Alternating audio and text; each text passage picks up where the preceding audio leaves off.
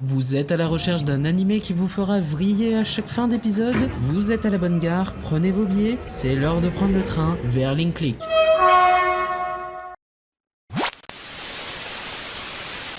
Nous suivons simplement Shang Xiaoshe et Lu Guang qui résident tous deux dans un magasin qui appartenait autrefois aux parents de Xiaoshe, mais aujourd'hui il n'en est que locataire suite à leur disparition. En apparence, ils gèrent un magasin de photos tout à fait banal, mais la réalité est totalement différente car à côté ils ont d'autres activités et d'autres missions que je vais vous expliquer. Par exemple, la première qu'on va voir dans l'œuvre est tout simplement de récupérer des données falsifiées gardées précieusement par Monsieur Zhu, le directeur financier de Vicky Games. Son seul point faible à ce mec-là, c'est tout simplement son assistante qui s'appelle Emma, et pour cela ils vont devoir se faire passer pour elle. Et là vous demandez sûrement comment. En fait tout simplement Lu Guang possède un pouvoir de télépathie, il peut voir jusqu'à 12 heures les événements d'une photo sans avoir énormément de détails, alors que Shang Xiaoshe lui peut remonter le passé au moment que la photo a été prise, et pourra donc interagir avec les éléments de celle-ci. Ayant pris une photo récemment où les données pourraient être récupérées, Shang Xiaoshe va donc se lancer à la collecte des données. Avant de partir, Lu Guang lui rappelle simplement les deux principes qu'il doit suivre. Il doit faire ce que Lu Guang lui dit, et surtout le point le plus important, c'est que passé ou futur, rien ne doit bouger. En effet, car en cas de changement, c'est tout un futur et des vies qui pourraient basculer. C'est parti pour le voyage et pour vivre la vie si triste de Emma. Va-t-il réussir la mission? Va-t-il respecter ce principe? Et c'est à vous tout simplement de le découvrir.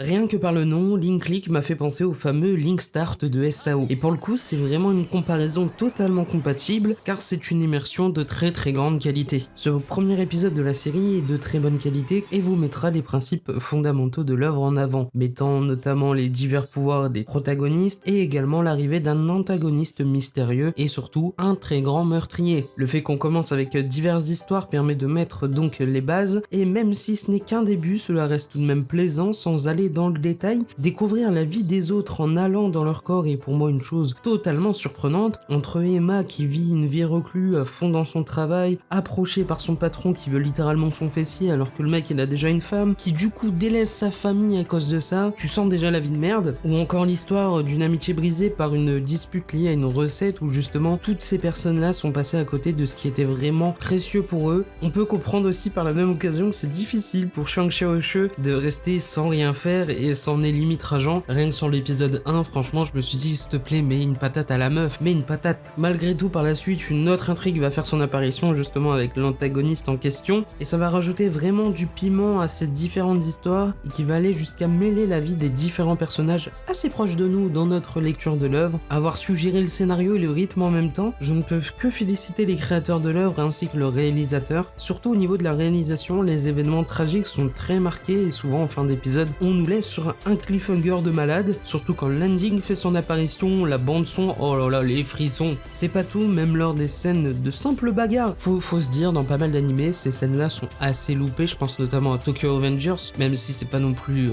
cataclysmique. Mais quand Draken il fait un vol plané de 20 km juste pour une patate, un peu exagéré. Pour le coup, c'est pas du tout le cas, même si ce sont des simples patates, on sent quand même les patates sortir de l'écran, je vous le dis, tout en restant dans un côté assez réaliste, et on sent du coup cette tension également montée, et ça revient au principe d'immersion que je vous ai cité auparavant. Cela aussi passe par une très belle animation avec des magnifiques plans, vraiment, des jeux de lumière vraiment attrayants, vraiment rien à dire dessus. C'est pareil pour la bande sonore, les OST sont de très grande qualité, je pense que vous les avez entendus pendant que la vidéo tourne, ils sont juste derrière, et c'est vraiment des OST qui sont très bien placés et qui collent toujours vraiment aux scènes où elles sont employées. Elles réalisent donc du coup leur rôle à merveille, et surtout les sound effects aussi qui sont très bien également. Le combo est une régalade. Par la même occasion, l'ending et l'opening sont de très bonne qualité, que ce soit lors de la saison 1 ou de la saison 2. L'anime compte 2 saisons, tous deux de 12 épisodes, et est disponible sur Crunchyroll. Avant de vous laisser aller voir l'œuvre, j'aimerais pour une fois vous induire à regarder en VF. Je pense que c'est l'une des premières fois où j'ai préféré la VF à la VO, non pas que ce soit parce que l'anime est en chinois, mais juste parce que le doublage est super bon. Je dis pas que la qualité du doublage chinois est mauvais,